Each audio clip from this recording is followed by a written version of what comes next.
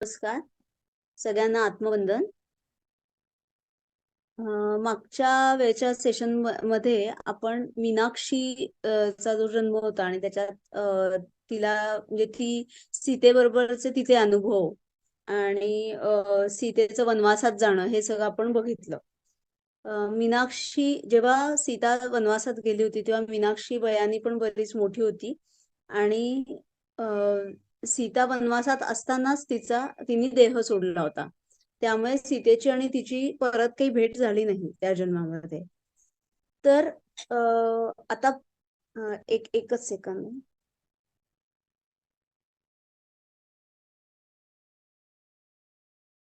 हा हा तर त्यामुळे तिची भेट सीतेशी झाली नव्हती. तर पुढच्या जन्मामध्ये तिचाच पुढचा जो जन्म होता, पुनर्जन्म जो तिचा झाला तो अयोध्येत झाला. त्यात तिचं नाव होतं अनुसूया आणि तिचा जन्म हा त्रेतायुग संपत असताना एका क्षत्रिय कुटुंबात झाला.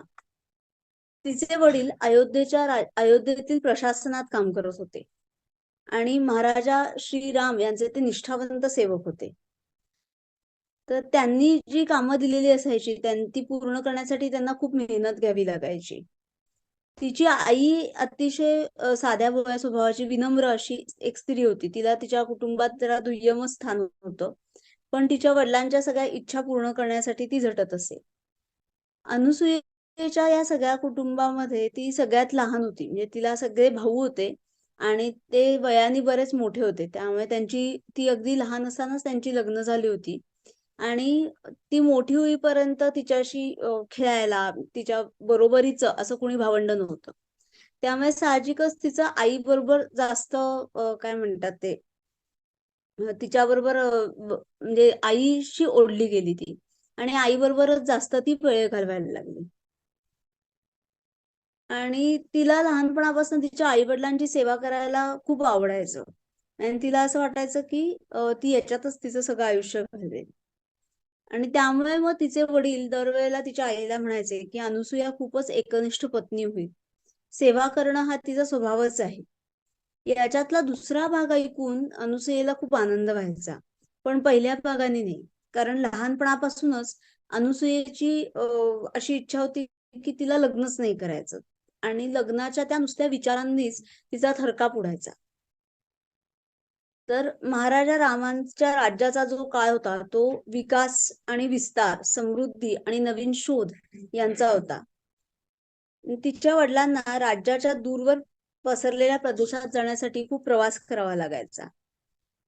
अनुसूया जेव्हा 7-8 वर्षांची झाली, तेव्हा महाराजा राम यांनी देहत्याग केला आणि त्यांच्या पदावर त्यांचे 2 मुलगे राज्य करायला लागले. आणि त्यावेळी मुलींसाठी स्थापन केलेल्या गुरुकुलात शिकण्याची संधी या अनुसूयेला मिळाली. गुरुकुल जे पूर्वीचं होतं ते म्हणजे शाळाच होती की जिथे विद्यार्थी त्यांच्या गुरुजवळ राहून शिकत असत. म्हणजे एक प्रकारचा आजच्या काळातला आपण बोर्डिंग म्हणू शकतो किंवा हॉस्टेल म्हणू शकतो. तर मुलींचं जे शिक्षण होतं हे मुलींचं शिक्षण आपल्या राज्यात व्हायला पाहिजे. सगळ्या मुलींना शिक्षण दिलं पाहिजे ही महाराणी सीतेची एक उत्कट इच्छा होती. पण ती पूर्ण झाल्याचं बघण्यास त्या जिवंत राहिल्या नाहीत. तर त्यांच्या मृत्यूनंतर मुली शिकण्यासाठी जिथे जाऊ शकतील अशी जागा स्थापन करण्यास श्रीरामांनी प्राधान्य दिलं. आणि त्यांना खूप विरोध पण झाला, पण त्यांनी काही त्यांचा आग्रह सोडला नाही. आणि शेवटी ऋषी आणि मुनींची मान्यता मिळवून मुलींसाठी छोटीशी वसतिगृह नसलेली एक शाळा सुरू झाली. श्रीरामांच्या त्या काळामध्ये त्यांच्या राज्यात त्या शिक्षणाचा बहार यायला लागला. कारण त्या वेळेपर्यंत शिक्षण ही फक्त उच्च कुलातील मुले आणि राजकुलातील जी राजकन्या, राजपुत्र यांच्या पर्यंतच ते मर्यादित होतं शिक्षण. सगळ्या जाती धर्मातल्या लोकांना शिक्षण घेण्यास मनाई होती आणि स्त्रियांना तर होतीच होती. आणि त्यामुळे जेव्हा सीतेचं लग्न होऊन सीता जेव्हा अयोध्यात आली, तेव्हा तिने तिचे विचार इथे आणले अयोध्येमध्ये की स्त्रियांना पण शिक्षण हे मिळालंच पाहिजे. आणि आपण म्हणतो ना एक स्त्री शिकली की सगळं कुटुंब शिकतं. तर त्याप्रमाणे तिने स्त्रियांसाठी शिक्षण व्हावं सुरू अशी मागणी केली होती.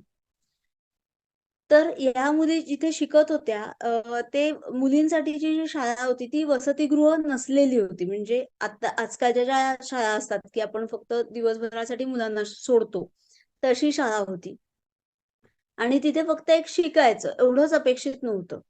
तर वेगळ्या काही गोष्टी पण त्यांना शिकायला म्हणजे शिकवण्यात येत होत्या. विनयशीलता, भक्ती आणि सेवा या गोष्टी महत्त्वाच्या होत्या त्याच्यामध्ये, ज्या त्यांना शिकवण्यात येत होत्या. कारण नुसतंच एखादा माणूस खूप शिकला, पण तो अतिशय उद्धट झाला किंवा अहंकारी झाला, तर त्या शिक्षणाचा काहीच उपयोग होत नसतो. तर हे सगळं त्यांना जे रावणाला म्हणजे रावणाचं युद्ध झालं आणि रावणाचं जे अधःपतन झालं, त्याच्यावरनं या सगळ्या प्रजाजनांना हे कळलं होतं, की नुसतं शिक्षण घेऊन माणूस फक्त म्हणजे शिकेल, पण त्याचा स्वभाव पण चांगला असला पाहिजे. तर त्याच्याकरता म्हणजे थोडक्यात तुमचं एक व्यक्तिमत्व घडवण्याकरता ती शाळा त्यांनी बांधली, की पूर्णपणे चारही बाजूंनी तुमचं व्यक्तिमत्व फुलावं. तर अशा प्रकारे या गुरुकुलात जाणारी अनुसूयेच्या कुटुंबातील ती पहिलीच अशी मुलगी होती. त्यामुळे तिला पाठवण्याला तिचे वडील जरा नाराजच होते. म्हणजे अतिशय नाराजीने त्यांनी तिला पाठवायला संमती दिली. पण म्हणजे तिच्या वडिलांची महाराजांवरती म्हणजे महाराजा राम यांच्यावरती खूपच निष्ठा होती. त्यामुळे रामांचा अनादर नाही करणार मी या ह्यानी त्यांनी तिला परवानगी दिली. गुरुकुलामध्ये अनेक वर्ष अनुसूया शिकली. पण त्यानंतर एक दिवस काय झालं, की तिच्या शिक्षकांनी श्रीराम व राजकुमारी सीता यांच्याबद्दल एक गोष्ट सांगितली. त्या गोष्टीमध्ये रावणाने सीतेला बंदी बनवले, असे त्यांनी सांगितले. तेव्हा अचानक अनुसूयेला खूप धक्का बसला आणि ती जोरात ओरडली, "नाही, नाही, हे सत्य नाहीये." आणि त्या सगळ्या बसलेल्या मुलांमधून ती घरी पळून आली. गोष्टीचा हा एक भाग खरा आहे, हे काही तिला पटेना. त्यामुळे मग तिच्या वडिलांना बोलवण्यात आलं आणि मग तिला घरी नेण्यात आलं. आणि त्यानंतर मात्र अनुसूयेने त्या गुरुकुलात जाण्यास नकारच दिला. तिच्या वडिलांनी तिला खूप समजावून सांगायचा प्रयत्न केला, की जर महाराणी सीतेचं अपहरण हे म्हणजे जे महायुद्ध झालंय ते कुठल्या कारणाने झालंय असं तुला वाटतं? कारण त्याचं कारणच हे महाराणी सीतेचं अपहरण हे होतं. नाहीतर मग दुसरं कारण कोणतं होतं हे सांग? तेव्हा ती जोरात ओरडली, की "मला नाही माहिती. पण मला खात्री आहे, की महाराणी सीतेला पळवून नेले नव्हते." त्या गोष्टीतल्या या भागाबद्दल चर्चाच करायची नाही असा नियमच मग त्या कुटुंबामध्ये झाला. आणि अनुसूयेपुरतं म्हणायचं तर महाराजा आणि महाराणी वनवासात गेले. अरण्यातील त्यांनी त्यांचा काळ पूर्ण केला आणि मग ते 14 वर्षांनी परत आले. युद्ध झालं आणि त्यात रावणाचा पराभव झाला. पण त्यात महाराणी सीतेचा मात्र काहीच संबंध नाही, असं तिला वाटत होतं. तर सीतेचं अपहरण कसं होऊ शकतं हेच तिला पटेना. कारण जर एखादी जी सीतेसारखी जी राणी होती, जिला सगळ्या कला येत होत्या, युद्धकला पण तिला येत होती आणि ती स्वतःचं संरक्षण करण्यास पूर्णपणे समर्थ होती आणि जी 14 वर्ष राहिली होती. तर अशी शक्ती तिच्याकडे असताना ती कशी काय स्वतःचं अपहरण होऊन देईल? आणि महाराजा राम तरी असं कसं काय घडवून देतील? असं तिला वाटायचं. पण ते तिच्याकडे काही ठोस पुरावा नव्हता किंवा तिला ते फक्त मनातून वाटत होतं. त्यामुळे ती याबद्दल काही कोणाला सांगू शकत नव्हती. मग गुरुकुलात जाणं तिने बंद केल्यावर ती जास्तीत जास्त वेळ तिच्या आईबरोबर स्वयंपाकघरात घालवायला लागली.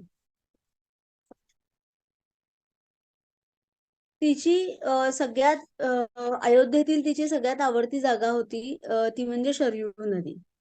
ती शरयू नदी अतिशय सुंदर नदी होती. स्फटिकाप्रमाणे शुद्ध पाणी असलेली आणि अशी खळखळती वाहणारी पक्षासारखी जलद आणि तिच्या छोट्या छोट्या लाटांबरोबर मंद स्वरात मंत्रमुग्ध करणारे गीत गात ती घाईघाईने वाहत जायची. तिच्या काठावर अनुसया खूप वेळ बसून तिचं संगीत ऐकत बसायची. पण व्हायचं काय की त्या काळामध्ये अयोध्येमध्ये परदेशातले अनेक लोक म्हणजे तरुण मुलं किंवा इतर माणसं कुठल्या ना कुठल्या तरी व्यापाराकरता यायला लागले. परदेशी लोकांची ये-जा अगदी नियमित व्हायला लागली तिथे. मग त्यामुळे सगळीकडे असं एक लोकांमध्ये असं पसरलं की आपल्या इथे खूप लोक येत आहेत बाहेरचे, तर आपण तरुण मुलींना असं बाहेर खूप वेळ नको सोडायला. त्यामुळे त्या मुलींना कुणाबरोबर तरी तिथे जावं लागेल. म्हणजे बाहेर जर पडायचं असेल तर तुम्हाला घरातल्या एखाद्या मोठ्या माणसाबरोबरच बाहेर पडता येईल. असं एक ताकीद म्हणा किंवा अ, काय म्हणा काळजीपोटी म्हणा, असं त्यांच्यावर एक बंधन लादलं गेलं होतं.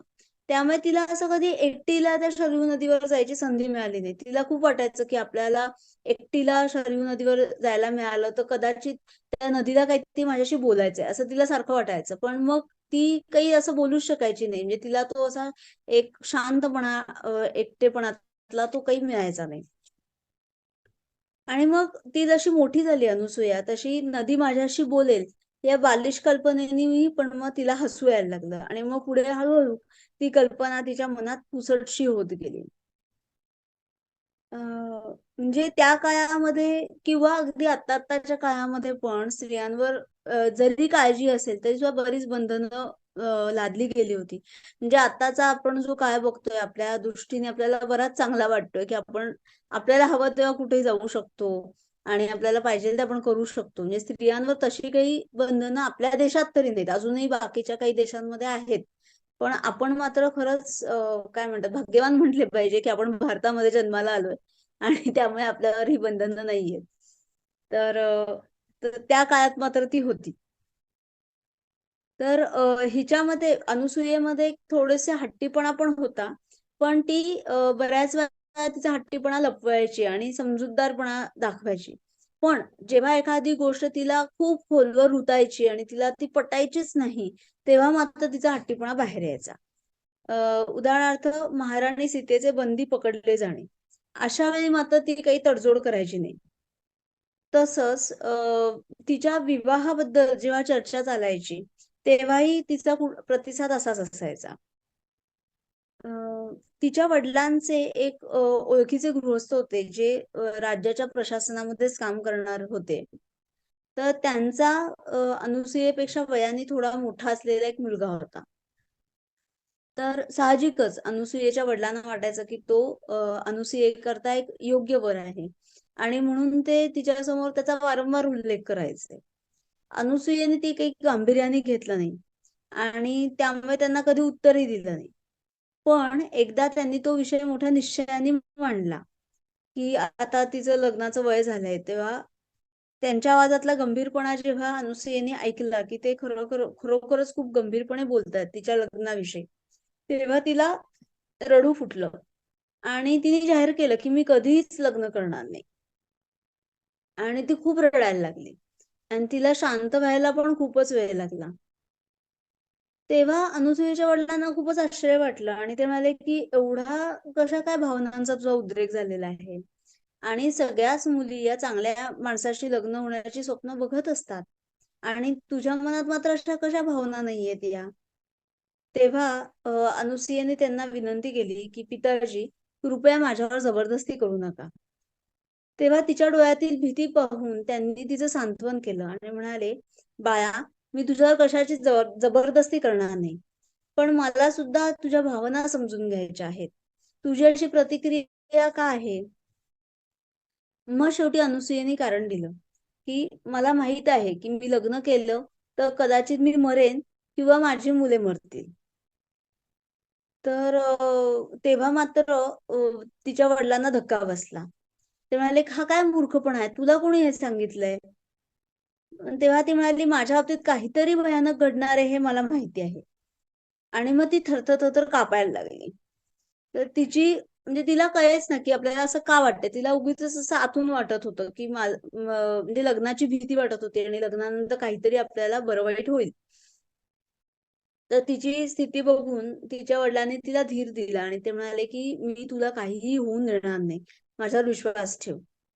मग नंतर तिच्या आई-वडिलांनी एकमेकांमध्ये चर्चा केली आणि त्यांनी असं म्हणजे अ, हे केलं, की म्हणजे ठरवलं, की अनुसूयेला एवढी जी भीती वाटत आहे, ती नक्कीच कशामुळे तरी वाटत आहे. म्हणजे त्याच्यासाठी काहीतरी आपण उपचार केले पाहिजे आणि ती भीती घालवल्याशिवाय तिचं लग्न करणं काही चांगलं नाहीये.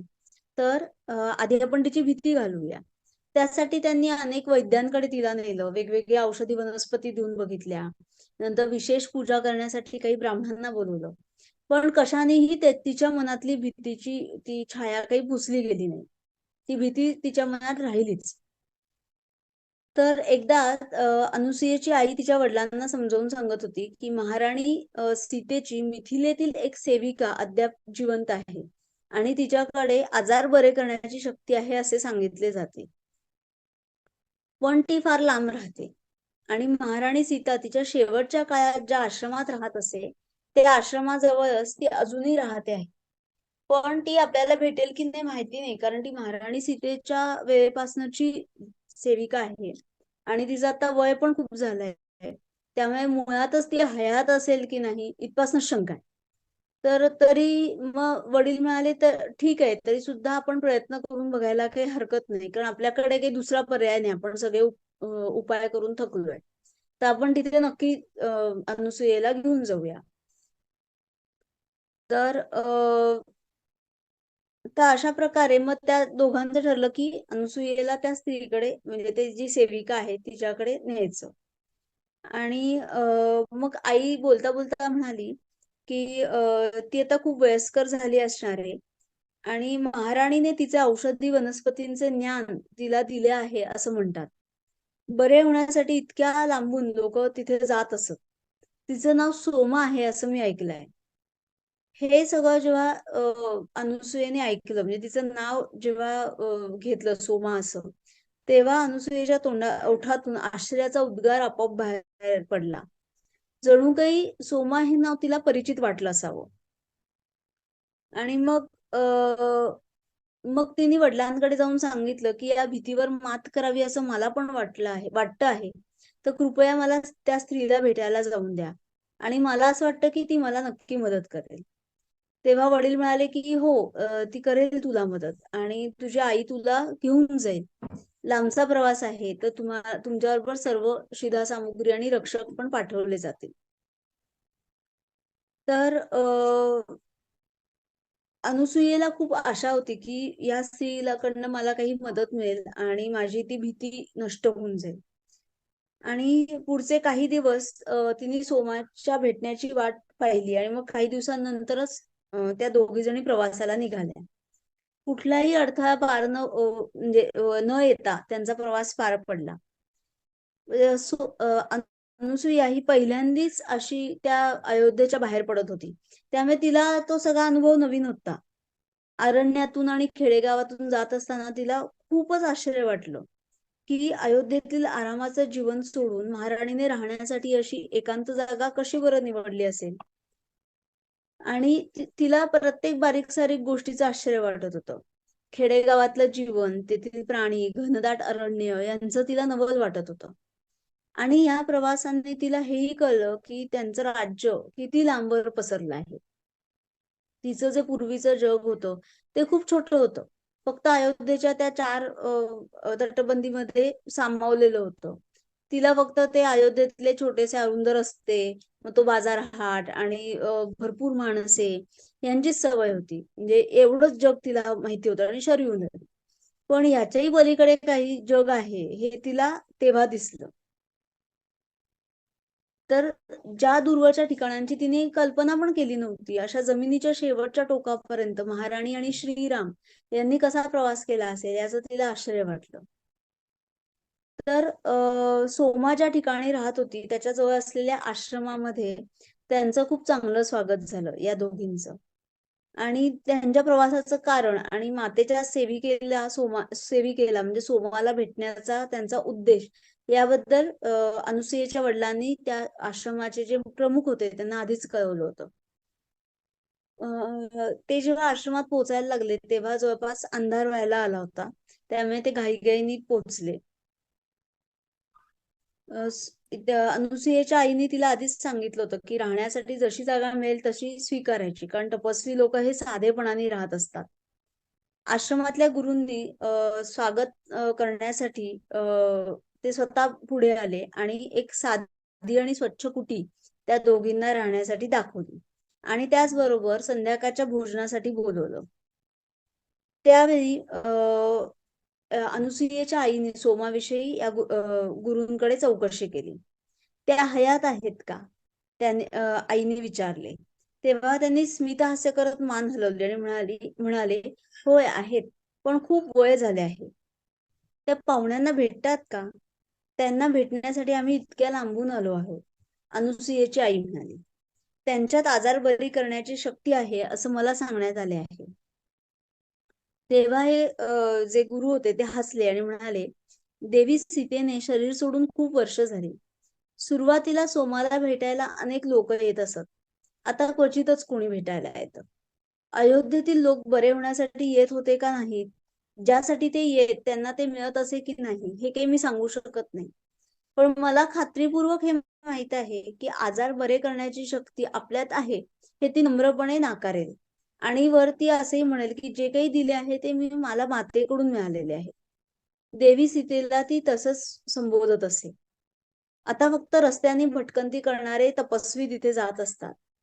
आणि मी असं पण या तपस्वींकडनं ऐकलं आहे की तिचं एवढं वय झालं असलं तरी त्यांना जेवू घालण्याचं तिने चालूच ठेवलं आहे. आणि ती तुम्हालाही जेवण करण्याचा आग्रह करेल याबद्दल शंका नाही. पण तुम्ही येथे जेवू शकता आणि तुम्हाला गरज असेल तितके दिवस इथे राहू शकता. तुमच्या मुलीला बरं वाटो न वाटो पण सोमाची भेट तुमच्या या लांबच्या प्रवासाचं चीज करेल. पण तुम्हाला सूचना देणं मला आवश्यक वाटलं. आणि सध्याच्या दिवसात ती तिचा बराचसा वेळ हा मौनातच घालवते. ती कधी कधी तर ती डोळे उघडत नाही. मी तेथे आहे याची जाणीव तिला असते की नाही याची मला खात्री नाही, पण तिचे शरीर आहे. एकदा तिनं मला सांगितले होते की माता तिला घ्यायला आल्यावर ती देह सोडेल. त्या क्षणाची ती वाट पाहत आहे. तर त्या रात्री ही अनुसुया आणि तिची आई हे त्या कुटीमध्ये झोपले. पण वेगळी जागा म्हणा किंवा मनात चाललेले असंख्य विचार म्हणा यामुळे अ, हिला अनुसुयेला काही नीट अशी झोप आली नाही. म्हणजे आपण जे म्हणतो ना एक्साइटमेंट असते, तर तसं काहीसं झालं असावं. आणि तिने ठरवलं की आपण सोमाला भेटल्यानंतर वडिलांना हव्या असलेल्या विवाहाला आपण मुकाट्याने होकार द्यावा आणि लग्न करावं. कारण तिला असं वाटत नव्हतं की आपल्यामुळे आपल्या आईवडिलांना कुठल्याही प्रकारचा मनस्ताप व्हावा. म्हणून तिने ते मनाशी ठरवून टाकलं की ही भेट झाल्यानंतर मात्र आपण लग्न करायचंय. तर पहाटे नंतर ती उठली आणि त्या दोघी जणी कपडे घालून तयार झाल्या. त्याच्यानंतर त्या आश्रमातल्या एका सेवकाने तिला सोमाच्या कुटीकडे नेलं. तर ही कुटी होती ती म्हणजे अगदी अरण्यातच होती. फार लांब नव्हती, पण तिथे गेल्यावर त्यांना एक साफसूफ केलेली जागा दिसली आणि वर आलेल्या खडकांच्या रांगेत एक छोटं पवित्र स्थान बांधलेलं दिसलं. दाराजवळ गेल्यावरती अनुसूया थांबली आणि तिने आईला विचारलं की माते मी एकटीच गेले तर चालेल का? तेव्हा आई म्हणाली चालेल. आणि अनुसूया आत गेली. तिने दरवाजा उघडला आणि तिला कोपऱ्यात तेव्हा अगदी सकाळ नुकतीच होत होती. म्हणजे सूर्य उगवायला चालू झाला होता आणि सकाळचे सूर्यकिरण खोलीत यायला चालू झाले होते. तर कोपऱ्यात जमिनीवर एक स्त्री बसलेली असल्याचं तिने बघितलं. तिच्या शरीरावर प्रकाश पडला होता आणि एक तरुण सुंदर स्त्री जिच्या गोल चेहऱ्याच्या बाजूला काळेभोर केस, साध्या केशरी वस्त्राने झाकलेले डोके अनुसूयेच्या समोर दिसले. फक्त काही क्षण ते दृश्य तिच्या डोळ्यासमोर तरळले. पण जशी अनुसूया जवळ गेली तशी त्या सुंदर स्त्रीचे रूपांतर ध्यानात बसलेल्या एका खूप अशा वयस्कर आकृतीत दिसले. तिचे डोळे मिटलेले होते आणि सुरकुत्यांनी भरलेला तिचा चेहरा शांत आकाशाप्रमाणे स्तब्ध होता. तिला पाहता क्षणीच श्वास थांबला आहे असं तिला वाटलं अनुसूयेला. आणि उसळलेल्या समुद्रासारख्या तिच्या भावना अशा उचंबळून येऊ लागल्या. हसावं की रडावं, थांबावं का निघून जावं हे काही तिला कळलं नाही. आणि तिने बोलवल्याच्या शिवाय आपण कसं काय पुढे जावं हेही तिला समजेल. काही मिनिटं गेली आणि तरी सुद्धा मग अनुसूया आहे तिथेच थांबली. तर थोड्या वेळाने अनुसूया परत ही सोमा परत या जगात आली आणि ती म्हणाली की ये बाळा तू आत प्रवेश कर. तिचा अशक्त आवाज ऐकल्यानंतरच अनुसूया ती बसली होती त्या छोट्याशा कुटीमध्ये थोडीशी पुढे सरकली. आणि मग ती अजून जरा जवळ गेली आणि तिला वाटलं की आता म्हणजे ही अतिशय वयस्कर आहे, तर हिला ही आपल्याला नीट बघू शकेल की नाही, याने ती अगदी जवळ जाऊन उभी राहिली. तिच्या चेहऱ्याकडे तिने बघितलं तेव्हा सोमाच्या चेहऱ्यावरचे सगळे भावच बदलले. तिच्या डोळ्यात प्रचंड गोंधळ झालेला दिसला. आणि मग सोमा कुजबुजली, ती तू आहेस. आणि तिच्या संपूर्ण चेहऱ्यावरती एक हास्य फुललं. गोंधळ संपला होता तिच्या डोळ्यातला. आणि सोमाची बोटं अरुंधतीच्या गालांवरती फिरायला लागली. आणि ती तिच्या चेहऱ्यावरील प्रत्येक भाग बारकाईने बघत होती. अनुसुयेच्या उजव्या गालाच्या खालच्या बाजूला अगदी लहान जन्मखूण होती. तर ती पण तिला दिसली. आणि मग सोमानी मान हलवली. आणि सोमाचं लक्ष तिच्या घट्ट घनदाट अशा काळ्याभोर केसांच्या खांद्यावरून रुळलेल्या अशा वेणीवरून गेलं. आणि ती म्हणाली, तुझे केस हे किती दाट आणि सुंदर आहेत. मुली तू खूपच सुंदर आहेस. तर म्हणजे असं तिला असं बोलल्यावरती म्हणजे अनुसूया म्हणाली की असं मी कशी दिसते याचा मी कधीच विचार केला नव्हता. आणि मी आकर्षक होते का हेही मला माहिती नव्हतं. पण माझ्या वडिलांच्या दृष्टीने मात्र मी सुंदर होते, कारण ते मला त्यांची छोटी सुंदरी म्हणायचे. इथपर्यंतच आज घेऊया का?